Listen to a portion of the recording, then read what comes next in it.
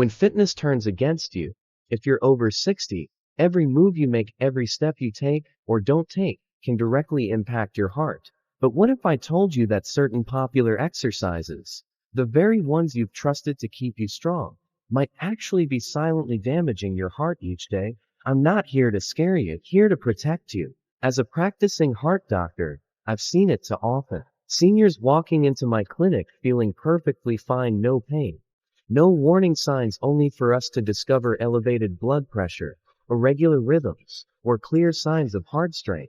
It's heartbreaking, because in many of these cases, it wasn't due to a poor diet, or even a lack of physical activity. The root cause was something more subtle, something they thought was helping. It was the wrong kind of movements that were too intense, too sudden, or simply too much for a heart that, like every part of our body, changes with age. And unlike muscle fatigue or sore joints, your heart won't always warn you. The damage can be quiet until it isn't.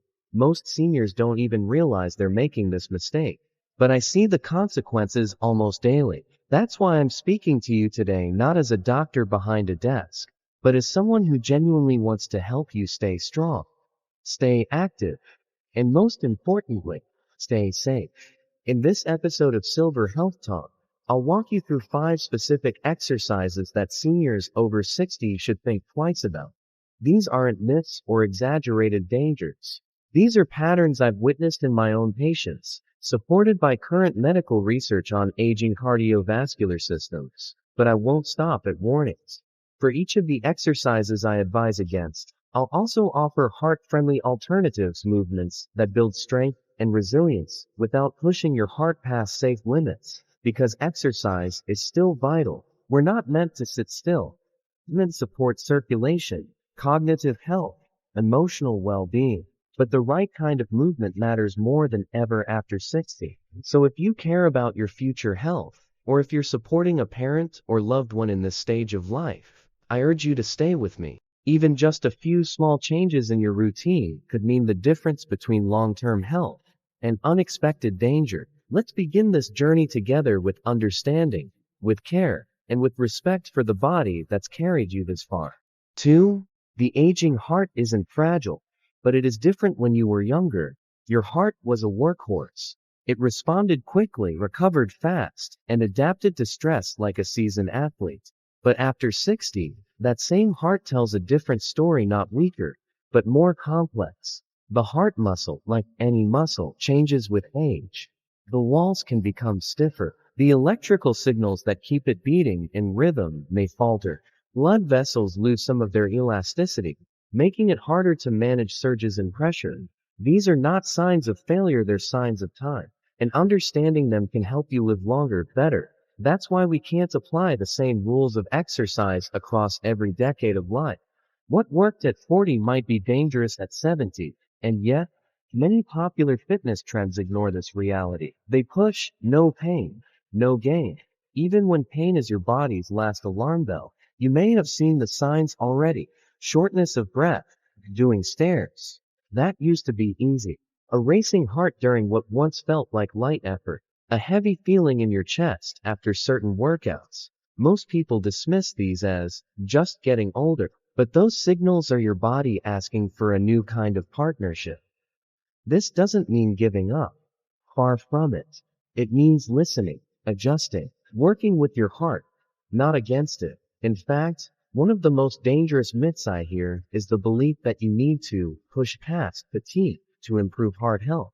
That might work for a 25-year-old athlete, but for a 65-year-old with hidden arterial stiffness, it can lead straight to the earth. I want you to think of your heart not as something fragile, but something wise. It's carried every memory, every moment, every mile you've ever moved. It doesn't need punishment, it needs partnership.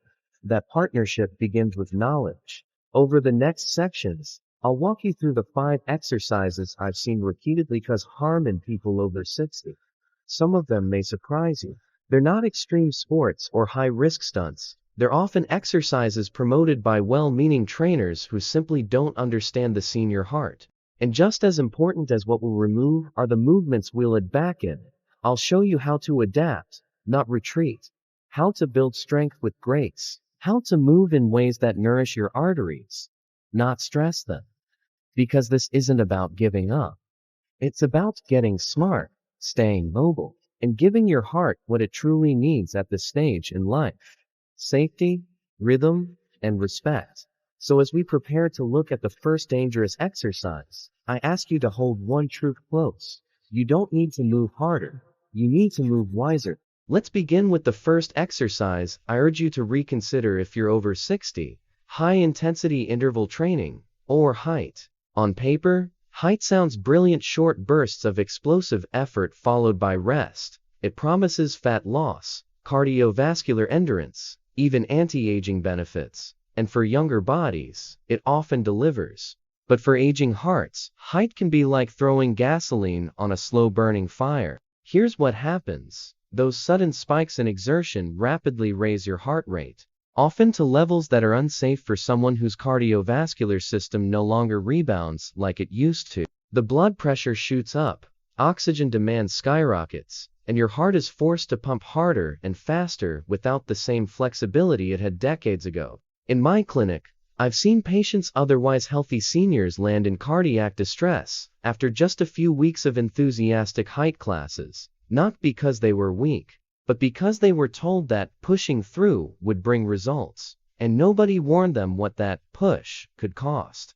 Now, this isn't to say that intensity has no place in your life. It's the form of intensity that matters.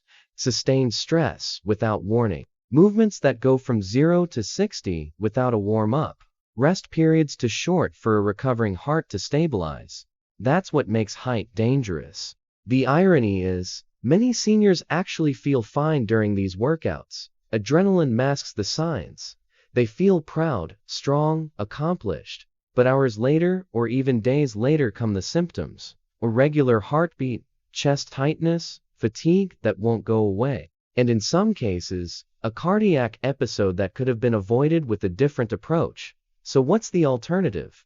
Moderate intensity steady-state cardio? Or miss? It may sound less exciting, but it's a gold standard for older adults. Think 30 to 40 minutes of walking at a consistent pace, gentle cycling on a stationary bike, even water aerobics, which removes pressure from joints while engaging the heart in a controlled, low-impact way. These types of movements still stimulate the cardiovascular system, but they do so with predictability. They give the heart time to adjust. They avoid those dramatic surges in pressure that can rupture fragile arteries or trigger arrhythmias. There's nothing weak about slowing down. It's strategic and far more sustainable. You may not see the kind of immediate weight loss HIIT promises, but you will gain something far more valuable. Long-term heart resilience. Fewer emergency visits. More stable blood pressure. A rhythm that supports your life, rather than interrupts it. So if your current routine includes HIIT even once or twice a week, I urge you to reconsider. Your heart has changed. Your approach should too. You don't need to shock your body into shape. You need to support it there. Let's keep going. The next exercise may surprise you even more because it's often recommended in senior fitness programs. Let's take a deeper look.